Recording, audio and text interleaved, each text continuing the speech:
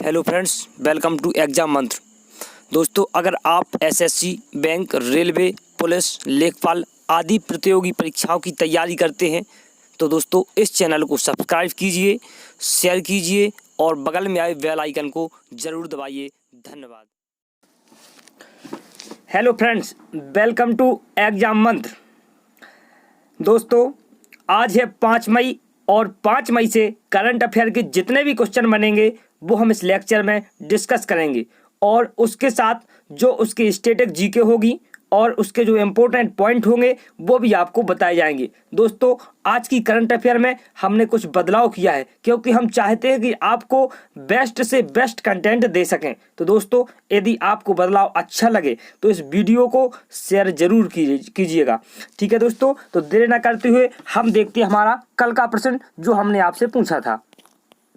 दोस्तों, हमने आपसे कल पूछा था कि हाल ही में दुनिया का सबसे ज्यादा देखे जाने वाला कार्यक्रम कौन बना है। दोस्तों, इसका लगभग सभी ने सही आंसर दिया, रामायण। क्या? रामायण। रामानंद सागर की जो रामायण है वो दुनिया का सबसे ज्यादा देखे जाने वाला कार्यक्रम बना है, तो ये इसका सही आंसर हो गया। दोस्तों, मैं फिर बोलूंगा कि आप जितना ज्यादा से ज्यादा हो सके लिखा करिए क्योंकि जो चीज आप लिख देते हैं वो आपको बहुत दिनों तक याद रहती है। ठीक है दोस्तों, तो हम देखते हैं हमारा आज का पहला प्रश्न देर ना करते हुए। और दोस्तों, अगर आपको ये चेंज पसंद आए तो आप वीडियो को लाइक और शेयर जरूर कीजिएगा। अगर आपने अभी तक चैनल सब्सक्राइब नहीं किया तो सब्सक्राइब भी जरूर कर दीजिएगा ताकि अगले वीडियो की भी नोटिफिकेशन आपको मिल सके। तो देखते हैं हमारा पहला प्रश्न। हमारा पहला प्रश्न है दोस्तों कि किस राज्य ने डीजल और पेट्रोल पर कोविड-19 उपकर लगाया है। किस राज्य ने डीजल और पेट्रोल पर कोविड-19 उपकर लगाया है। तो दोस्तों, अभी हाल ही में नागालैंड सरकार ने, किसने? नागालैंड सरकार ने डीजल और पेट्रोल पर कोविड-19 उपकर लगाया है। अब दोस्तों देखते हैं हम इसके इंपोर्टेंट पॉइंट के बारे में। तो दोस्तों, नागालैंड ने 5 रुपए प्रति लीटर पेट्रोल पंप पर और 6 रुपए प्रति लीटर डीजल पर उपकर लगाने की घोषणा की है। अब दोस्तों बात आती है नागालैंड की, तो देख लेते हैं हम। दोस्तों, नागालैंड की जो राजधानी है वो क्या है? कोहिमा। यहाँ के जो मुख्यमंत्री कौन है? नेफ्यू रियो। किस पार्टी से? नेशनल डेमोक्रेटिक प्रोग्रेसिव पार्टी से हैं। यहाँ के जो गवर्नर हैं कौन है? RN रवि। और स्थापना इसकी 1 दिसंबर 1963 को हुई थी। और नागालैंड, बता दें कि नागालैंड उच्च न्यायालय का जो मुख्य गुवाहाटी उच्च न्यायालय है और मुख्य न्यायाधीश कौन है यहाँ के? अजय लांबा है। नागालैंड के 3 पड़ोसी राज्य कौन कौन से हैं? अरुणाचल प्रदेश, असम और मणिपुर है। ठीक है दोस्तों, इस प्रश्न से हमें इतनी जानकारी मिलती है। अब दोस्तों हम देखते हैं हमारा अगला प्रश्न। तो हमारा दूसरे नंबर का प्रश्न है दोस्तों, हाल ही में किस राज्य या केंद्र शासित प्रदेश के केसर को GI टैग मिला है। दोस्तों, अगर देखा जाए तो कल के वीडियो में भी हमने इस क्वेश्चन को ऐड किया था, लेकिन कुछ लोगों ने बताया कि सर आप जम्मू कश्मीर के बारे में भी बताइए, तो हमने इस क्वेश्चन को दोबारा से ऐड किया है और आपको आज और ज़्यादा विस्तार से बताएंगे। तो हाल ही में किस राज्य या केंद्र शासित प्रदेश के केसर को GI टैग मिला है? तो अभी हाल ही में जम्मू और कश्मीर जो केंद्र शासित प्रदेश के केसर को क्या मिला है? GI टैग मिला है। ठीक है दोस्तों, अब जब जम्मू कश्मीर के उसको GI टैग मिला है तो GI टैग के बारे में हमने कल ही बताया था, लेकिन आज फिर दोबारा देख लेते हैं कि GI टैग उस वस्तु अथवा उत्पाद को दिया जाता है जो कि विशिष्ट क्षेत्र का प्रतिनिधित्व करती है और किसी विशिष्ट स्थान पर ही पाई जाती है, मतलब हर जगह नहीं पाई जाती है। और GI टैग कहाँ किस क्षेत्र में दिया जाता है दोस्तों? तो कृषि उत्पादों, प्राकृतिक वस्तुओं तथा निर्मित वस्तुओं की उनकी विशिष्ट गुणवत्ता के लिए दिया जाता है। अब दोस्तों बात करते हैं जम्मू कश्मीर की। दोस्तों, जम्मू कश्मीर क्या है? एक केंद्र शासित प्रदेश है। जम्मू कश्मीर पहले क्या था? राज्य था, लेकिन अनुच्छेद 370 खत्म होने के बाद अब केंद्र शासित प्रदेश बन गया है और वर्तमान में हमारे भारत में 28 राज्य और 8 केंद्र शासित प्रदेश हैं। जम्मू कश्मीर के जो जम्मू के उपराज्यपाल कौन है? गिरीश चंद्र मुर्मू है। ठीक है दोस्तों, और अगले पॉइंट की बात करते हैं। तो जम्मू कश्मीर केंद्र शासित प्रदेश में स्थित भारत की सबसे लंबी सुरंग कौन सी है? श्यामा प्रसाद मुखर्जी टनल। जो चेनाली नासरी सुरंग है जिसकी लंबाई कितनी है 9.2 किलोमीटर है और यह NH 44 पर स्थित है। यह जम्मू को कश्मीर से जोड़ता है। ठीक है दोस्तों, सुरंग की लंबाई कितनी है 9.2 किलोमीटर। नाम क्या है? श्यामा प्रसाद मुखर्जी टनल। भारत की सबसे ऊंची चोटी K2 जिसे गॉर्डन ऑस्टेन कहते हैं, जिसकी लंबाई 8,648 मीटर है, यह भी जम्मू कश्मीर में स्थित है। अगला पॉइंट देखते हैं दोस्तों। हमारा अगला पॉइंट है कि बुलर झील भारत की ताजे पानी की झील भी कहाँ है? जम्मू कश्मीर में है। सबसे बड़ी झील है किसकी? ताजे पानी की सबसे बड़ी झील कौन सी है? बुलर झील। ये भी कहाँ है? जम्मू कश्मीर में। डल झील के किनारे श्रीनगर स्थित है, जहाँ जम्मू कश्मीर की राजधानी क्या है? श्रीनगर। और यहाँ डल झील क्या है? किसके किनारे स्थित है? श्रीनगर। और डल झील, नागन झील, गाडसर झील, अनंतनाग झील, बुलर झील, बैरीनाग झील, शेषनाग झील, कौसरनाग झील, मोरीरी झील लद्दाख में है, पहुंच गई। गंगावल झील, मानसवल झील, यह सभी जम्मू कश्मीर की क्या है? प्रमुख झीलें हैं। तो दोस्तों इस क्वेश्चन से हमें इतनी ढेर सारी जानकारी मिली। दोस्तों मैं आपसे वादा करता हूं, अगर आप सिर्फ एग्जाम मंत्र की करंट अफेयर प्रतिदिन देखते हैं तो मैं आपको गारंटी देता हूं कि आपका कभी भी क्वेश्चन किसी भी एग्जाम से बाहर नहीं होगा। दोस्तों आप विश्वास कीजिए, हमने आज बहुत सारा बदलाव किया है, आज आपको देखने के लिए मिलेगा। हम चाहते हैं कि आपको बहुत बेस्ट से बेस्ट कंटेंट दे सकें ताकि आपका एक भी क्वेश्चन बाहर ना हो और आपको कहीं भी किसी भी बुक से पढ़ने की आवश्यकता ना पड़े। तो दोस्तों हम देखते हैं हमारा अगला प्रश्न। हमारा अगला प्रश्न है दोस्तों, राज्य के कोविलपट्टी कदलाई मितई को GI टैग दिया गया है। राज्य के अर्थात किस राज्य के कोविलपट्टी कदलाई मितई को GI टैग दिया गया है? तो दोस्तों कोविलपट्टी कदलाई मितल कहाँ होती है? वो होती है आपकी कहाँ पर? तमिलनाडु में। कहाँ होती है? तमिलनाडु में। तो अभी हाल ही में तमिलनाडु अर्थात D is the correct answer हो जाएगा। तमिलनाडु के कोविलपट्टी कदलाई मितई को GI टैग दिया गया है। अब दोस्तों बात करते हैं हम तमिलनाडु की। तमिलनाडु की राजधानी कहाँ है दोस्तों? चेन्नई। यहाँ के चीफ मिनिस्टर कौन है?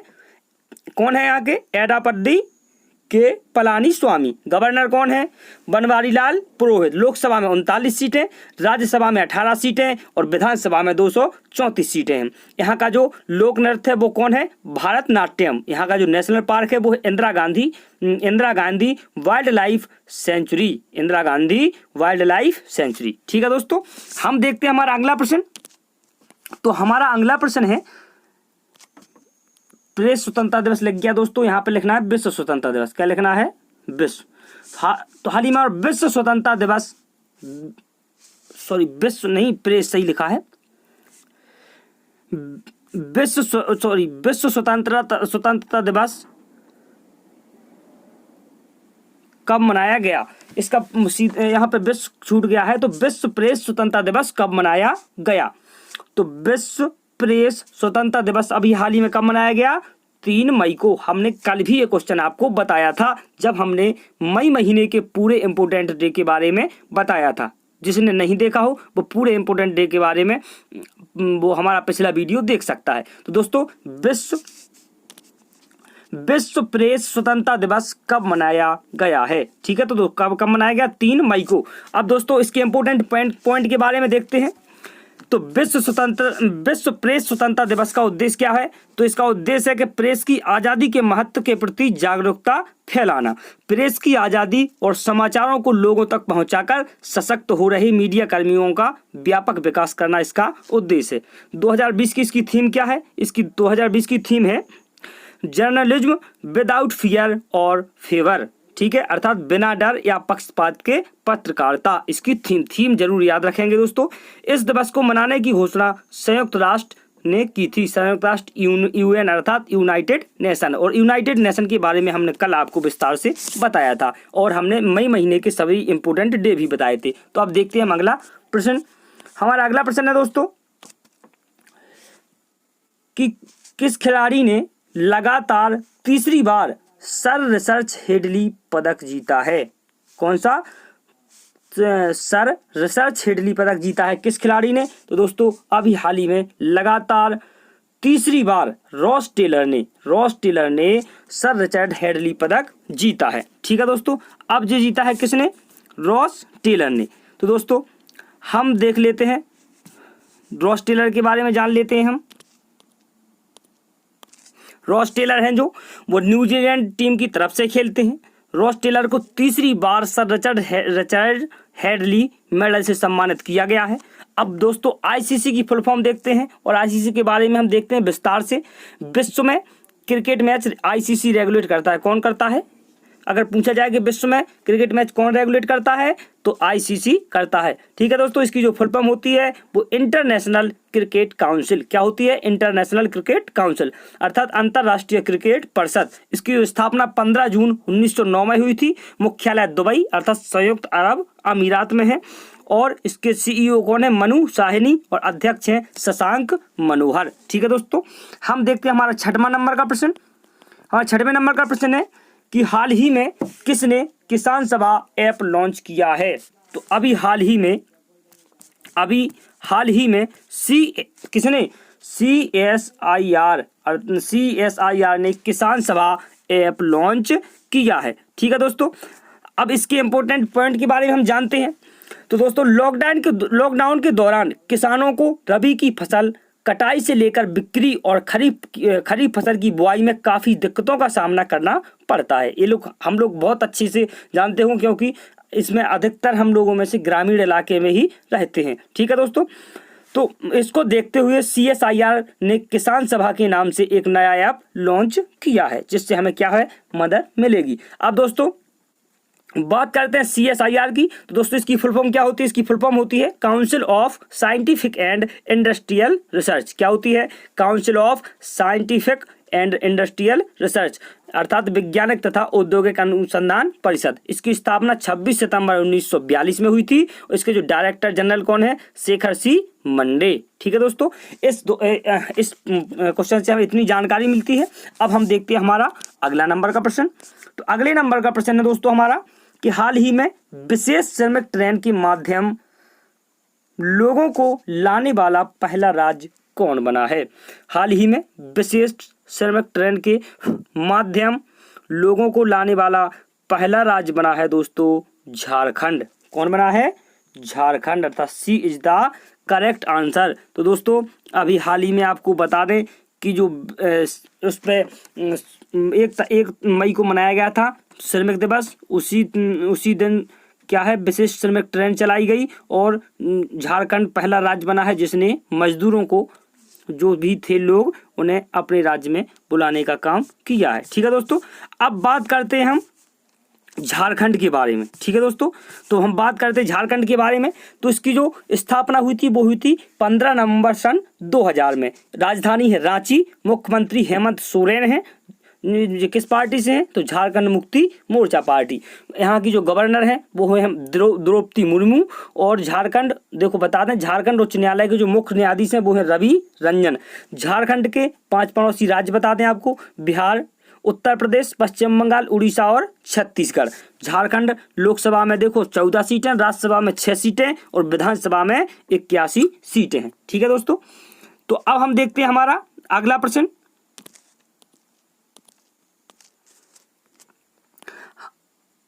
हमारा अगला प्रश्न है दोस्तों,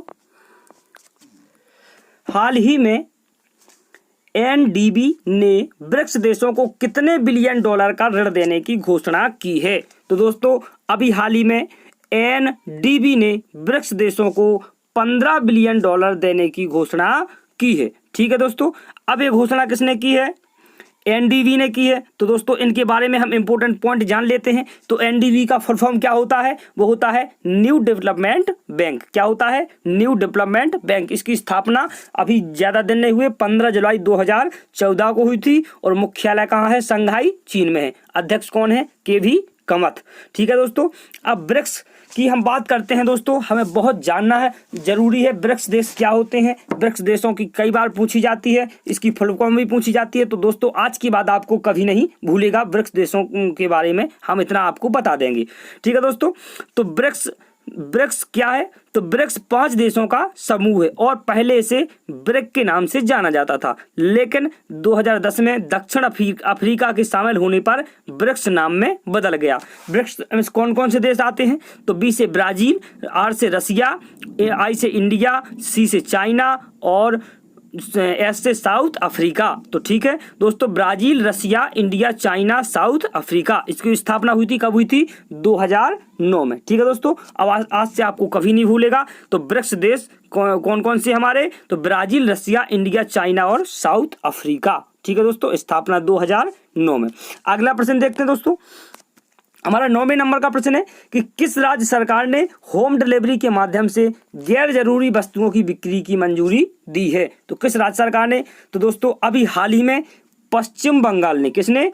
पश्चिम बंगाल सरकार ने होम डिलीवरी के माध्यम से गैर जरूरी वस्तुओं की बिक्री की मंजूरी दे दी है। दोस्तों अब बात आती है पश्चिम बंगाल की, तो हम देख लेते हैं पश्चिम बंगाल के बारे में।